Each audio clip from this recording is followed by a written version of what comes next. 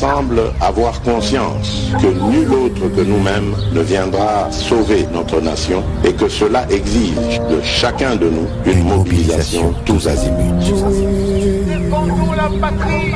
Peuple congolais, il est temps de nous lever, de nous serrer les coudes et d'agir pour défendre notre patrie, notre intégrité territoriale et l'intangibilité de nos frontières. La République démocratique du Congo est victime d'une nouvelle agression rwandaise et des actes criminels et terroristes du M23. Ils ont juré de compromettre l'élan de notre progrès, nous diviser et perpétuer le pillage de nos ressources naturelles. Le sang a trop coulé, de vies sont fauchées. Notre faune, patrimoine mondial, est détruite. La situation humanitaire est alarmante.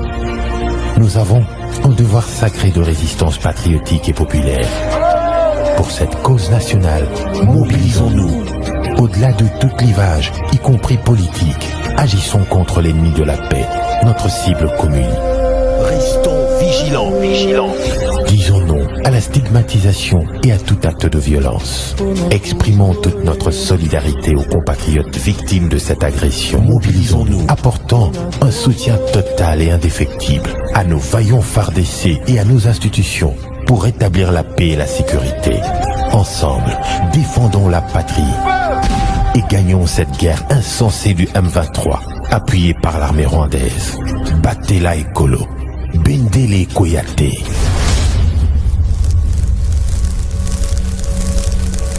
Bienvenue mesdames et messieurs à votre magazine d'investigation, la version originelle. Vous êtes de la société civile, vous êtes de l'opposition, tout comme de la majorité. Voici votre magazine qui vous donne l'accès à l'information. La version originelle, c'est votre magazine qui vous donne l'opportunité à donner votre point de vue sans être contraint. La version originelle, votre magazine, passe chaque lundi, mercredi et vendredi à 17h juste. La version originelle, votre opinion compte. Mesdames et messieurs, je suis heureux de vous présenter ces magazines, cette émission. Vous avez la possibilité de suivre ces magazines à travers votre chaîne Peuple d'abord Télévision. Vous êtes de partout, où vous êtes en train de nous suivre, écrivez aussi tout simplement Version Originale TV, vous aurez l'intégralité de cette émission. Écrivez aussi Joseph Kayembe sur Facebook et aussi n'oubliez pas de suivre en direct de Peuple d'abord Télévision. Tous les partenaires, je vous salue comme ça. Nous tendons vers la fin du mois de mars. Aujourd'hui, je vais clôturer encore avec une dame de fer. Elle était là pour commencer à célébrer le 8 mars. Et aujourd'hui, elle va nous dire comment les femmes du monde ont célébré d'abord le 8 mars et aussi ces mois dédiés à la femme. Beaucoup de choses nous allons échanger avec elle. Il s'agit bien d'une dame que vous avez déjà écoutée, appréciée. Surtout merci pour vos encouragements. Il s'agit de Madame Béatrice Kalenga. Elle est directeur national adjoint du programme national de la nutrition. Prenons note. Alors, Madame, j'espère que vous allez bien. Oui, je vais bien par la grâce de Dieu. Aujourd'hui, vous avez tellement changé. Je me disais que c'était une Chinoise qui est venue au Congo. Merci beaucoup. Bienvenue, mesdames et messieurs, à votre magazine. Blague exagérée, hein? Non, je suis congolaise à 100%. Ah, d'accord. J'espère que le boulot, la famille, tout se passe bien. Oui, ça se passe bien par la grâce de Dieu. Les boulots aussi. Oui, les boulots aussi, ça se passe très bien. Alors, madame, avec vous, sur ce plateau, nous allons échanger sur les mois de la femme qui tend vers sa fin. Vous savez, aujourd'hui, c'est le 22. Dans pratiquement 8 jours, j'espère, ou 9, ça sera la fin du mois de mars. Vous avez célébré le 8 mars, merci de l'honneur. Chaque fois qu'on vous appelle, on vous dérange, malgré les multiples activités, agenda que vous avez, vous ne cessez quand même de répondre à notre appel. Le 8 mars, le monde entier a célébré avec les thèmes éducation numérique égalitaire pour la paix et l'autonomisation des femmes et des filles en République démocratique du Congo. Comment vous aviez d'abord passé cette fête de la journée de la femme le 8 mars? Bon, nous l'avons d'abord passé par la réflexion. Il y a eu une grande manifestation qui est au niveau du Palais du Peuple où les femmes des entreprises ont été reçues par même les chefs de l'État qui étaient aussi là. Il y a eu quand même un message fort qui a été transmis au niveau de ces femmes pour leur donner la place qu'il faut et ce qu'ils sont censés de faire pour apporter un plus au niveau de la société congolaise.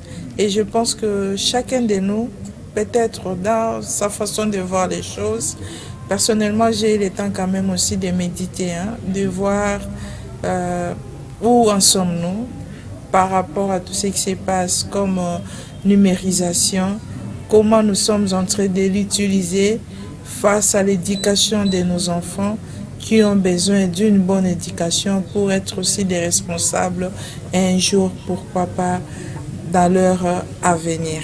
Voilà ce que je peux dire par rapport à ça.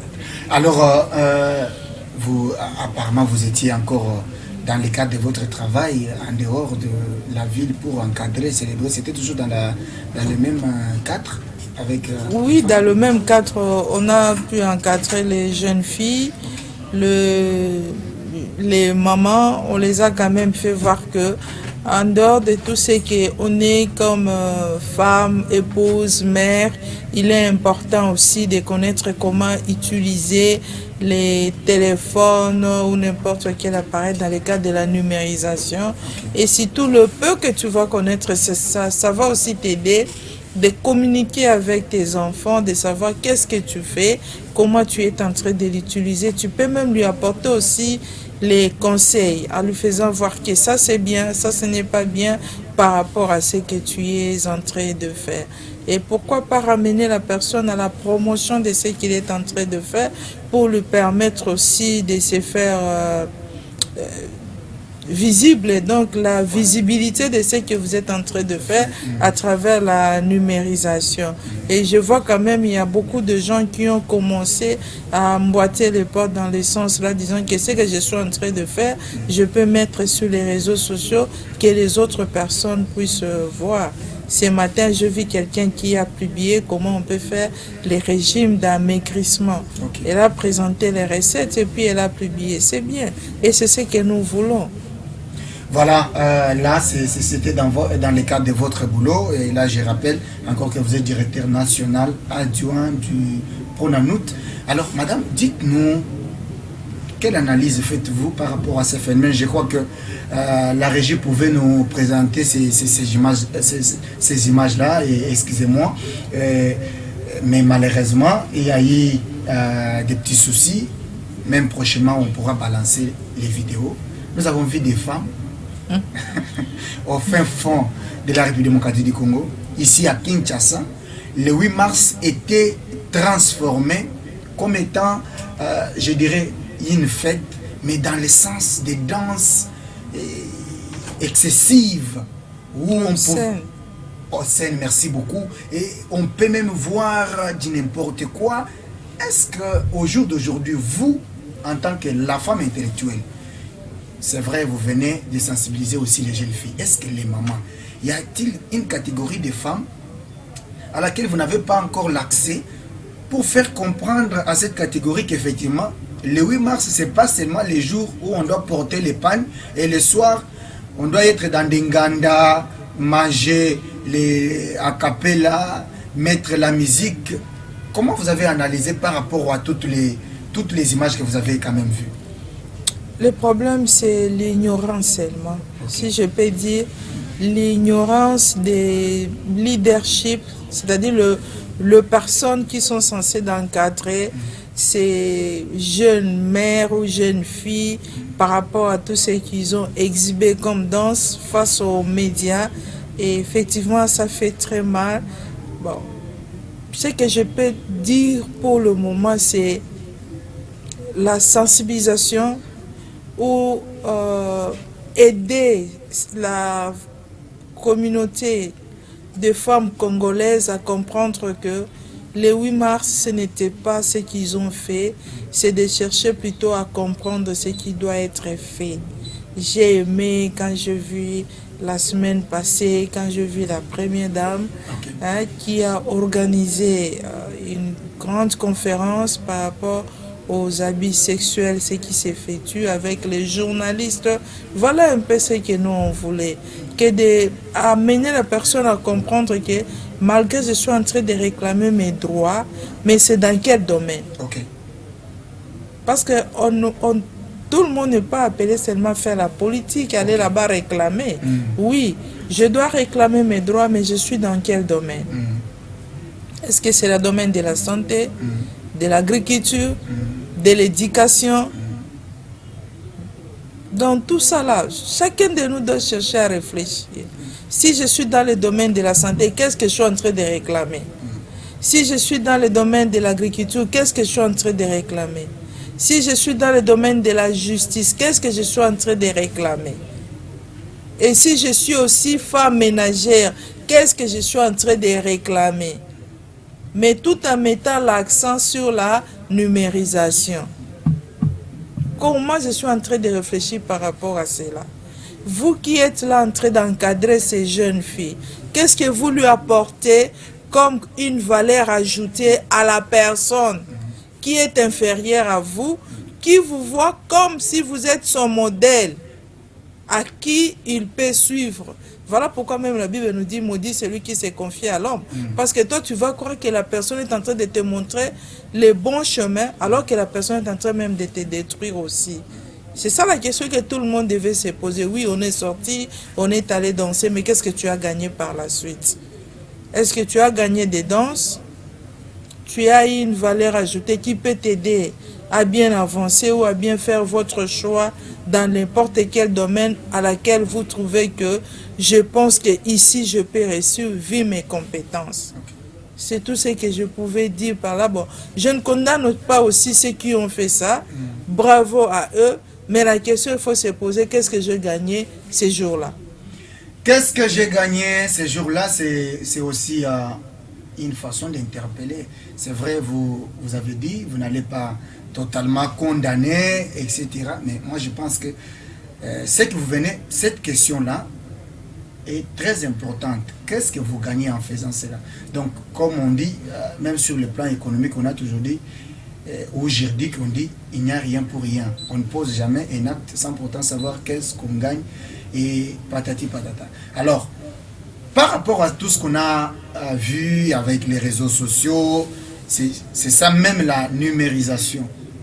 Tout ce que, donc sur l'ensemble du territoire national, nous avons vu des images, nous avons vu aussi les femmes qui ont célébré normalement, comme vous venez de citer la première dame. Vous également, vous étiez sur terrain pour sensibiliser les jeunes filles, etc. Ça montre qu'il y a une catégorie qui a compris ce que c'est la journée du 8 mars, ce que c'est les mois de la femme. Et il y a aussi une autre catégorie qui continue à être dans l'ignorance. Donc, à cette catégorie-là, bravo, continuez toujours dans l'ignorance, comme ça vous allez encore bien faire. Non, non, c'est quelque chose seulement de conscientiser, de continuer à sensibiliser, parce que le changement des comportements, ce n'est pas aujourd'hui, ni demain, ni après-demain, mais ça demande toujours beaucoup d'efforts, beaucoup de courage pour qu'il y ait un changement des comportements.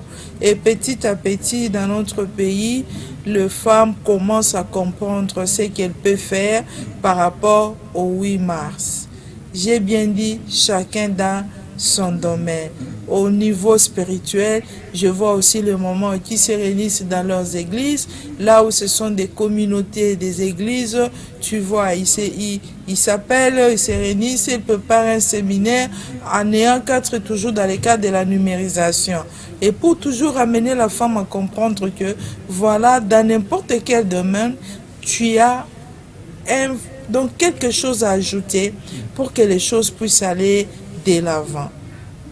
Alors là, vous êtes clair, on ne peut pas faire un débat, mais peut-être si je sors un peu dans les sujets, c'est que quand on parle à l'église, moi j'ai été toujours, je ne refuse pas que les femmes prêchent, mais je me suis toujours dit, est-ce qu'on peut amener aussi le 8 mars à l'église? Pourquoi pas? Pourquoi pas? Là, on a amené le monde à l'église. On n'a pas amené le monde à l'église. Expliquez-nous. On amène seulement la femme à comprendre qu'en étant chrétienne, quand tu es dans la numérisation, qu'est-ce que tu peux chercher là-bas?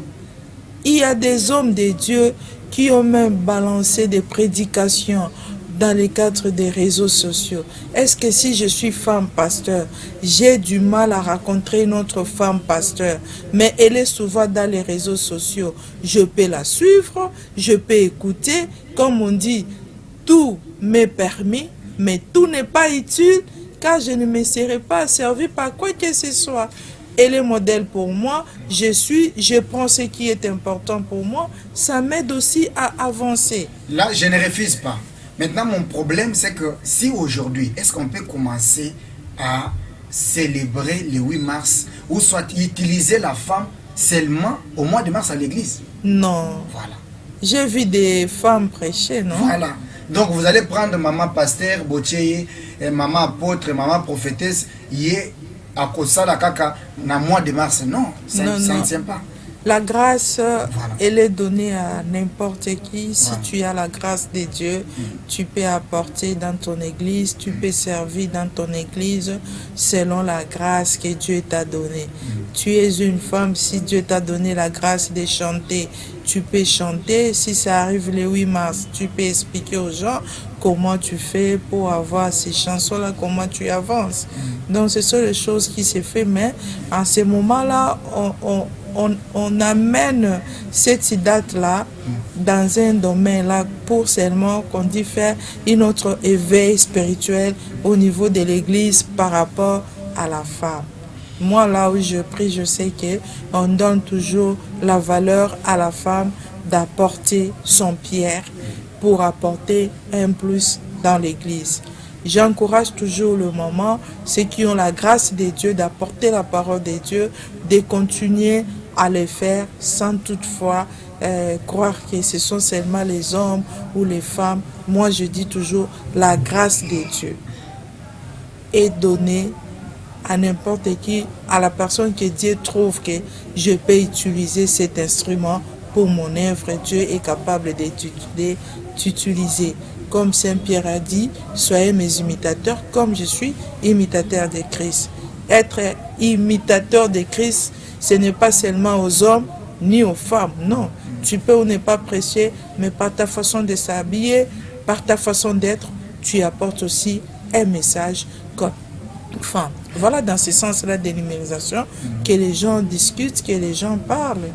Ouais. Aujourd'hui, la maman pasteur Joël Kabassé, beaucoup de gens maintenant l'ont connu. Ce n'est pas seulement l'église, c'est à travers aussi les réseaux sociaux. Est-ce que cette femme-là, je la salue aussi, quand tu la regardes par sa façon de faire les choses dans l'œuvre de Dieu, elle est devenue aussi une modèle pour beaucoup de femmes. Voilà. Et dans nos églises aussi, il y a aussi des femmes qui prêchent, mais je ne suis pas ici dans le cadre de la prédication. De la prédication. C'est pourquoi je me réserve aussi. Voilà. Non, vous avez raison, parce que voilà pourquoi j'ai dit on sort un peu, parce que là, c'est un autre débat, car la Bible aussi est claire que la femme ne doit pas prendre l'autorité sur l'homme. C'est un autre débat que les pasteurs peuvent venir, mais aujourd'hui, on voit comment les femmes ont l'autorité sur l'homme. Bon, on ne sait pas. On va nous dire que non. Il faut maintenant savoir cette autorité-là, c'est dans quel domaine. Voilà. Même la Bible nous dit, femmes, soyez soumises. Voilà. La soumission vient automatiquement avec l'amour. S'il n'y a pas l'amour, c'est difficile que la femme là reste soumise. Quand une femme se sent aimée, se sent en sécurité, je pense que la soumission vient automatiquement. Je me réserve beaucoup dans ces domaines-là. Moi aussi, je me réserve. Je me pousse à merci beaucoup, merci beaucoup. Non, quand même, vous avez apporté quelque chose. Et j'aime même ce que vous venez de compléter, c'est ça. Parce que souvent, donc souvent, on fait aussi la confusion avec la soumission que la Bible parle. Donc toi, tu trouves une femme en cours de route où la femme doit être soumise. Non, elle n'est pas ta femme. Elle est soumise à son mari. Donc, et dans les cas des travail, ce n'est pas ça. Dans le cas des travail, chacun apporte son pierre pour que nous puissions construire le travail. Dans le cas des travail, il n'y a pas la soumission, c'est le respect mutuel. mutuel. Okay. Je te respecte, toi aussi tu me respectes. Voilà. Dernièrement, tu étais dans mon bureau, tu as vu comment je travaille, c'était un week-end. Voilà. Tu m'as trouvé en train de travailler avec nos agents parce qu'on préparait une activité. En ce moment-là, là où il s'agissait de tonner, je tonne, mais tout en sachant que tu ne peux pas aussi tonner parce que tu es autoritaire femme ou bien un homme, tu oublies qu'il y a aussi le respect. C'est très important. Il y a 1000 façons de corriger un agent, quel que soit votre sexe, et il peut aussi bien te comprendre. Voilà, moi, c'est que je peux dire. Ça, c'est une vérité. J'ai vu comment vous... Là, j'ai compris que vous êtes forte. Être directeur, c'est pas facile avec nous, les hommes. Parfois, on fait des bruits. Parfois, on amène tout ce qu'on a comme problème. On sait que le directeur est là. Alors, madame, par rapport à la réalité de notre pays aujourd'hui, pensez-vous que les droits des femmes sont respectés dans notre pays? Si j'ai dit respecter, c'est trop dur, mais on est dans le processus et je sais que l'engagement du chef de l'État, nous le sentons parce qu'il veut toujours valoriser la femme. Il valorise la femme comme on dit, là où tu mérites. On ne peut pas valoriser la femme parce que tu ne mérites pas, non. La personne doit mériter aussi là où il est pour lui permettre de travailler. On est dans le processus, pourquoi? Parce qu'il y a des femmes aussi dans notre pays qui sont élevées. Malgré il n'y a pas 50-50, mais il y a quand même des femmes. S'il n'y avait pas de femmes, on pouvait dire, ah, le chef de l'État ne nous voit pas, il ne nous aide. Mais nous sommes quand même des témoignages vivants. Voilà. On est là. Donc on est en train quand même de dire qu'on nous reconnaît aussi. Voilà. Pas partout, mais quand même, on est là. On est là.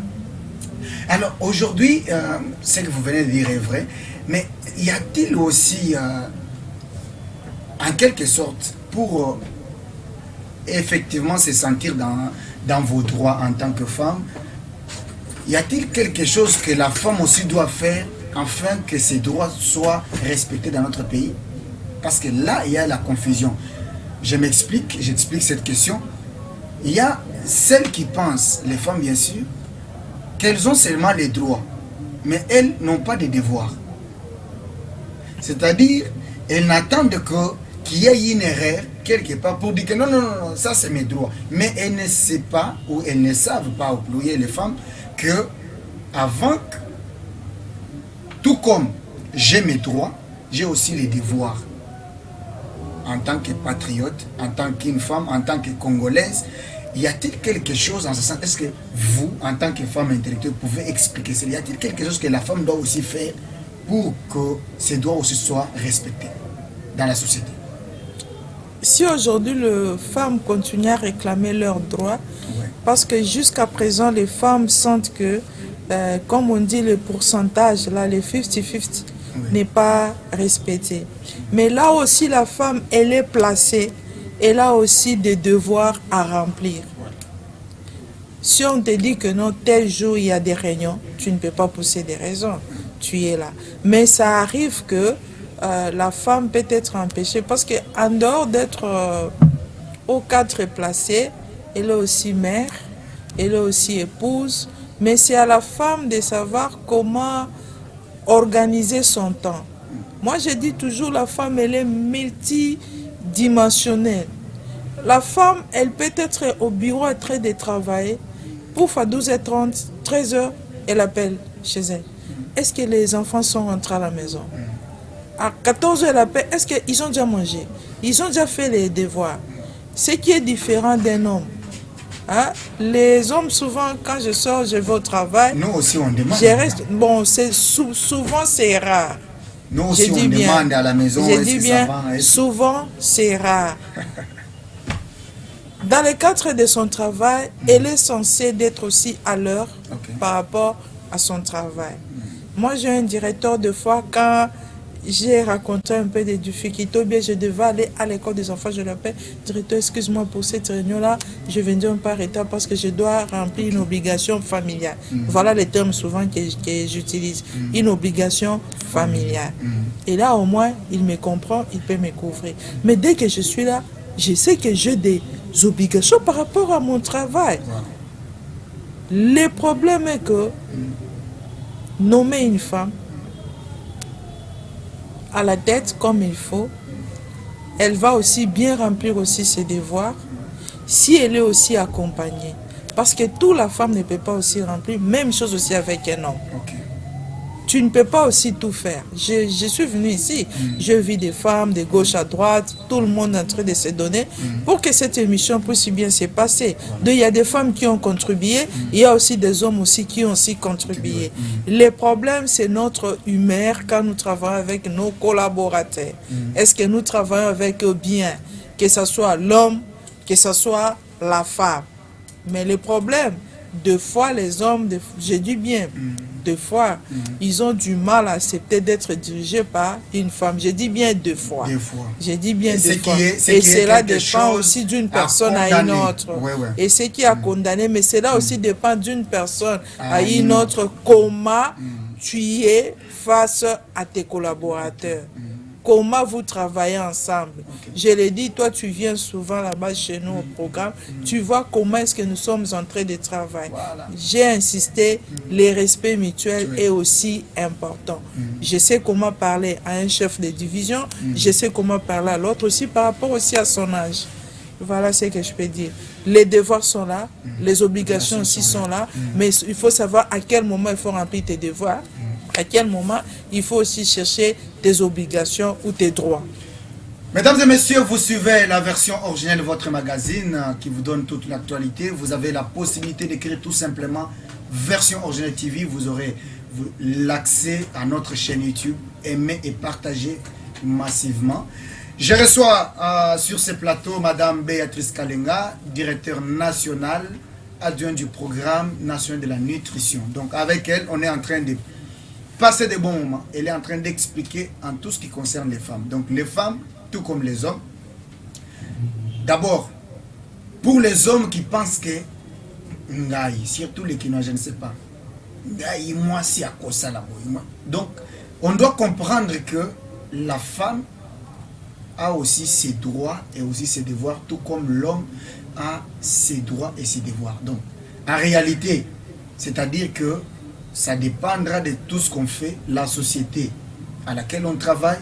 On doit savoir que si la femme est au-dessus, elle mérite des respects. Si c'est l'homme, vice-versa. Alors, j'ai aimé ce que madame vient de dire. Des fois, il y a des hommes qui pensent que ils ne peuvent pas être dirigés par une femme. Non. Tant au Congo, et que ça le président de la République, moi, alors, à tous les partenaires, je vous salue comme ça. Vous êtes nombreux, je ne saurais pas tous vous appeler, vous citer par les noms. Continuez toujours à nous soutenir. Vous êtes de nombreux de partout où vous êtes. C'est votre magazine, la version originale. Madame, nous allons maintenant parler des violences basées sur les genres, en quelque sorte. Dans notre pays, c'est vrai que sur place, l'équipe qui devrait nous amener les statistiques, parce qu'on devrait poser cette question-là avec des statistiques, malheureusement jusque-là ça traîne. On dit aussi que notre pays est parmi les pays où on trouve beaucoup plus de violences basées sur les genres. Merci, parce que la dernière fois que vous étiez sur ce plateau, vous avez bel et bien expliqué cette question. Il y a aussi une catégorie de personnes qui pensent que quand on parle de violence basée sur les genres, c'est-à-dire c'est seulement la femme. Non, non. Vous avez expliqué cette fois-là. Là, quand on parle du genre, il y a l'homme, il y a aussi la femme. Là, je vous pose cette question en tant que femme intellectuelle et aussi qui fait partie d'une grande structure, un programme. Est-ce que chez vous aussi, y a-t-il... Vous êtes aussi dans la lutte? Je ne pense pas. La lutte contre ces VBG? Je ne pense pas. Bon, jusqu'à présent, je n'ai jamais vu un homme ou une femme venir me dire que non, regardez, je suis harcelé par telle personne ou telle autre. En tout cas, Je n'ai jamais vu ça. Voilà. Parce que, bon, de toutes les façons, c'est avec raison ce que vous faites. C'est vrai que... Mais vous étiez quand même... Vous allez sensibiliser. Bon, ça ne manque pas toujours. Il faut toujours parler. Moi, j'ai 2 filles à la maison. Je leur parle aussi. Je leur dis, réservez-vous à ça, réservez-vous à ça. Ça peut arriver. Dès que tu sens, tu viens m'en parler. Si tu trouves ça, viens m'en parler. On s'appelle toujours des amis. Au niveau du travail, j'aime bien parler avec nos agents, que ce soit hommes ou femmes. C'est un moyen aussi de savoir que non, en dehors d'être notre chef, elle est aussi une mère et je peux aller me confier à elle. Je les conseille aussi là où il s'agit de conseiller. J'ai déjà conseillé 3 à 4 agents qui ont eu plusieurs fois. Il a eu des problèmes avec son épouse ou son mari. La personne n'a pas bien travaillé. Dès que tu insistes, et puis à un moment donné, je me réserve, je regarde. Des fois, je me dis, il doit avoir un problème. Après, je peux lui dire, viens dans mon bureau. Dès qu'il vient, on commence à causer. Tu vois, la personne maintenant s'ouvre. Quand elle commence à te parler, je dis, bon, c'est ça. Et puis, je lui donne aussi les lignes directrices. Je lui dis, voilà ce que tu peux faire. Voilà, voilà. S'il s'agit d'aller demander pardon, va demander pardon, va te réconcilier. Et puis, demain, je pense qu'on pourra bien travailler. Là, totalement d'accord avec vous. Alors, par rapport aux violences basées sur les gens, on a comme impression que plus il y a cette lutte-là est menée sur le terrain, plus aussi on sent qu'il y a toujours des violences. Comment vous expliquez ça? Il y en a toujours, ça dépend aussi de la personne. Oui. Tu es allé chercher du travail chez une autorité, stage professionnel ou stage académique, ou chercher de l'emploi. Cela dépend aussi de la manière dont tu as quitté chez vous à la maison, là où tu habites. Tu pars avec quelle intention? De demander seulement du travail ou de séduire la personne? Tu vois? Okay. J'ai dit toujours, il n'y a pas un corps spirituel sain où la personne ne peut pas tomber. Okay. Ce qui nous met aussi à l'égard de tout ça, c'est la maîtrise de soi, Okay. de chacun de nous, comment il est en train de mener sa vie. On peut te dire aujourd'hui, fuyez les péchés, mais tu peux aussi tomber dans ces péchés-là. Mais quand tu tombes, dis-toi comment je peux me relever aussi. Quand la personne vient comme ça, si tu sens que tu es avisé, tu sauras comment parler à la jeune fille ou à la jeune dame ou à l'homme. Ce n'est pas seulement les femmes qui sont tombées à ça, il y a aussi des hommes. Moi, je me dis, ce qui se passe au niveau de l'Est, là, croyez-vous que la jeune fille peut se réveiller seulement aujourd'hui en disant que j'accepte d'être violée? Non. Là, c'est vraiment forcer la jeune fille. Même chose aussi ici. Tout commence par la tête, je dis. Dans la conception, quand je te vois KMB, je t'appelle déjà mon frère. Est-ce que derrière moi, il y aura encore autre chose? Et quand KMB aussi me voit, elle va dire, ah, c'est ma soeur. C'est tout. Le problème, c'est la manière dont tu conçois les choses. Voilà. Est-ce que pour aider, je dois forcer les choses? Parce que je suis en position de force, je dois utiliser cette position-là pour nuire les autres. Non, je ne pense pas. Parce qu'il faut toujours mettre en tête que ce que tu fais aujourd'hui avec les enfants d'autrui, on le fera aussi sur tes propres enfants. Alors, pour éviter cela, vois toute personne comme ton frère, ta sœur, que tu veux aider sans arrière-pensée. Mais si tu es célibataire et que tu l'aimes, tu veux l'épouser, ça ne dérange pas aussi. Mais non pas utiliser ces moyens-là abusivement pour détruire la personne parce que tu es fort dans telle matière. Non. Merci de cette idée, merci de ces conseils. Parce que là, nous avons réussi dans le cadre de version originelle. Et nous étions au fin fond de Kinshasa, du côté Maluku, etc. C'est que on a réussi comme doléance, c'est qu'il y a ceux qui pensent, les femmes qui pensent aussi que la plupart d'hommes politiques ou des hommes qui ont un bon positionnement chaque fois qu'ils tombent ou ils posent des actes basés sur les genres, même à travers leurs femmes, d'autres femmes, etc., sont miraculeusement libérées, même devant les cours et tribunaux, ou soit acquittées, alors qu'en réalité, c'était des choses que la justice congolaise devrait fournir un grand effort pour punir, afin que demain ou le lendemain, ces mêmes actes ne soient pas répétés. Comment vous analysez aussi cette opinion? Bon, si je dis que notre justice ne fait pas son travail comme il faut, c'est que je suis en train aussi de mentir. Okay. Mais je sais qu'ils sont en train de faire leur travail. Et en faisant leur travail, comme je dis aussi, ça dépend aussi d'une personne à une autre, la manière dont il est en train de traiter les dossiers.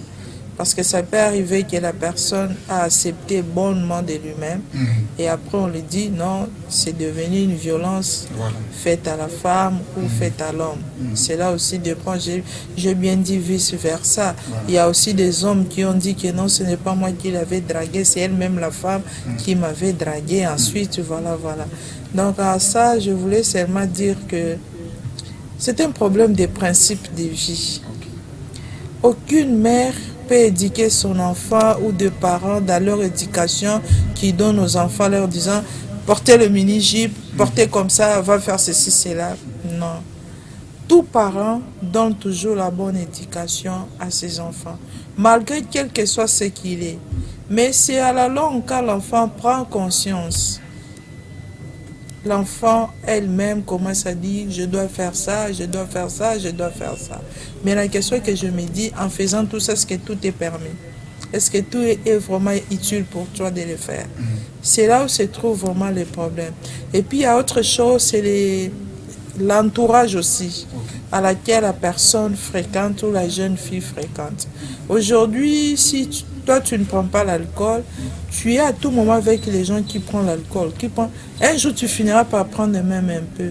Et on dit c'est en goûtant que l'appétit aussi ça commence aussi à venir. Et petit à petit, tu commences à trouver que c'est bien, c'est bien, c'est bien. Aucun homme aujourd'hui peut dire que non, je dois faire de l'infidélité. Quand on se marie au début, tu te dis que non, je dois rester fidèle à mon épouse. C'est au fur et à mesure que la personne avance, il prend le goût de son entourage, lui aussi devient comme ça, et pouf, il devient plus que même le professeur qui l'a même encadré. Donc tu vois, moi je dis dans ces domaines-là, cela dépend vraiment d'une personne à une autre et la manière dont la personne est en train de voir les choses. Toi qui es fort, si tu veux aider une jeune fille, tu es à la Maluku, allez-y encore vérifier, tu vas voir que beaucoup de jeunes filles sont devenues des mères. Est-ce qu'elle est devenue mère de sa propre volonté ou à cause seulement du pain de 500 francs qu'elle avait faim, au lieu de lui donner le pain moins de 18 ans. De moins de 18 ans, tu lui dis que je te donne 500 francs à condition. Ils ont des enfants un peu partout. Donc tout ça là, moi je me dis, si tu as déjà accueilli la maturité, il faut savoir seulement comment se comporter, c'est tout. Le respect, la personnalité, la crédibilité, ça ne s'achète pas. Beaucoup de gens aujourd'hui regrettent en disant « si je savais ». Alors, n'allez pas dans « si je savais », si tu as encore tout le temps de te maintenir forte. Merci. Que tu es capable de réussir. Merci beaucoup madame, merci beaucoup pour ces conseils, merci beaucoup pour ces raisonnements logiques, surtout au fin fond de nos provinces, au fin fond de notre pays. C'est toujours comme ça. 15 ans, 14 ans, même 13 ans. J'ai vu Azapé Moulaïté, excusez-moi. Donc, une fille que tu regardes, tu dis, elle peut avoir 11 ans ou 12 ans. Ameni Moana, finalement, nous allons où? Je pense que l'État aussi devrait faire son travail. C'est vrai, il y a ceux qui le font, comme vous venez de le dire. La famille aussi doit faire aussi son travail. La famille aussi. La société, si on veut avoir des femmes fortes, intellectuelles, capables, l'État est là. la famille aussi est là. Et là. L'État ne peut pas empêcher une famille de ne pas Faire son travail. de ne pas éduquer l'enfant ou de ne pas accompagner l'enfant à l'école. Non. La famille est censée d'apporter l'éducation. On dit toujours éduquer une femme, c'est éduquer toute une nation. Parce que c'est dans la femme où il y a beaucoup de vertus, beaucoup de choses. La Bible n'a pas dit un homme de, mais la Bible a parlé d'une femme vertueuse. Donc, c'est pour dire que la femme a des choses en elle. Si elle est bonne, elle pourra aussi être utile pour la société. Merci beaucoup, madame. Ça a été un réel plaisir de vous recevoir sur ce plateau. Et avec toutes ces vérités, je pense qu'une femme, un homme intellectuel qui suivra cette émission se sentira béni. Nous tendons vers la fin de cette émission. Je vais vous demander de regarder la caméra qui est en face de vous. Là, vous allez placer un message et aussi à la femme qui va vous suivre, je ne sais d'où, au fin fond de la République, ici à Kinshasa, au fin fond de Kinshasa, à l'intérieur même de notre pays, un message d'encouragement, un message par rapport à tout ce que vous faites, par rapport à... Je parle aussi en ce qui concerne les sujets de ces mois, parce que j'espère que pour la version jeune, peut-être vous serez la dernière dame qui nous a honoré pour ces mois de mars, et puis nous allons passer à autre chose. Je dis d'abord merci aux parents. Vous m'avez aidé à avoir la bonne éducation que je suis. Merci Papa Tchala, Maman Rose, merci beaucoup. À vous mes soeurs qui me regardez, merci. Mais là, j'aimerais dire à une femme qui est en train de me regarder. Toi qui penses aujourd'hui c'est fini pour toi, moi j'aimerais te dire que ce n'est pas fini pour toi. Rien n'est encore trop tard pour se ressaisir et avancer dans ta vie. Peut-être tu n'as pas eu l'occasion d'aller plus loin dans tes études, mais le peu de connaissances que tu as, le peu de grâce que Dieu t'a donné, tu es capable de faire quelque chose pour nourrir tes enfants. Ne t'expose pas. Utilisez la numérisation pour une bonne cause. Cette bonne cause-là puisse t'amener à gagner ta vie, pas en détruisant les autres, mais en te faisant valoriser dans ce que tu es en train de faire. Et avec la grâce de Dieu, j'ai la foi que tu réussiras dans ta vie. Tu es unique, parce que Dieu ne nous a pas créé deux personnes, à moins que vous soyez des jumelles ou des jumeaux. Même des jumelles ou des jumeaux ne raisonnent pas de la même manière. Alors, raisonne, prends ton temps de réfléchir. Dieu m'avait créé pourquoi? Si tu arrives à découvrir pourquoi Dieu t'avait créé, je pense que tu feras quelque chose pour ta famille, pour la société et pourquoi pas pour le monde entier. Bonne chance à toutes les femmes et bonne continuité dans ce que nous sommes en train de faire. Et j'ai dit aussi merci à toutes les femmes qui travaillent avec nous au programme national de nutrition, dont je les appelle toujours des femmes fortes. Difficile de citer vos noms pour ne pas dire « Ah, tu n'avais pas cité mon nom ». À travers vous, j'ai dit aussi merci à toutes les femmes du ministère de la Santé publique, Hygiène et Prévention, pour tout ce que nous sommes en train de faire, pour que la couverture santé universelle aussi soit réelle. C'est ça la vision même du chef de l'État à laquelle nous devons l'accompagner, chacun dans son domaine, dans son programme, que nous puissions arriver à rendre ce slogan comme une réalité pour notre pays. J'ai dit merci à notre secrétaire général à la santé, Yuma Ramazani, ainsi que l'inspecteur général à la santé, le docteur Bindamba, pourquoi pas notre ministre de la Santé, Hygiène et Prévention, le docteur Jean-Jacques Bungani, pour vos accompagnements, vos encouragements, de dire que nous sommes des femmes avec une tête bien formée, bien battue, pour que nous puissions aussi apporter un plus. Bye.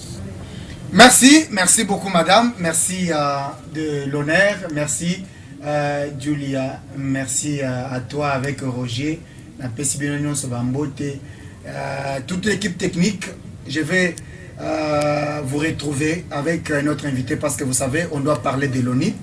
Je salue le directeur, c'est lui qui a fait que l'ONIP soit aujourd'hui, Richard Ilunga. Donc on peut écrire Babilo Kwalukuta, balancer, mais vous devez savoir que Richard Ilunga, c'est un directeur qui a donné, qui a redoré l'image de l'ONIP. Alors, je vais vous retrouver pour parler politique. Et là, c'était un honneur de parler avec madame par rapport à ces mois dédiés à la femme. Et je dis merci à tous les partenaires. Restons toujours, que l'Éternel vous bénisse. Je vous retrouve très prochainement avec un autre invité. Merci à toutes et à tous. Bienvenue mesdames et messieurs à votre magazine d'investigation, la version originelle. Vous êtes de la société civile, vous êtes de l'opposition, tout comme de la majorité. Voici votre magazine qui vous donne l'accès à l'information. La version originelle, c'est votre magazine qui vous donne l'opportunité à donner votre point de vue sans être contraint. La version originelle, votre magazine, passe chaque lundi, mercredi et vendredi à 17h juste. La version originelle, votre opinion compte.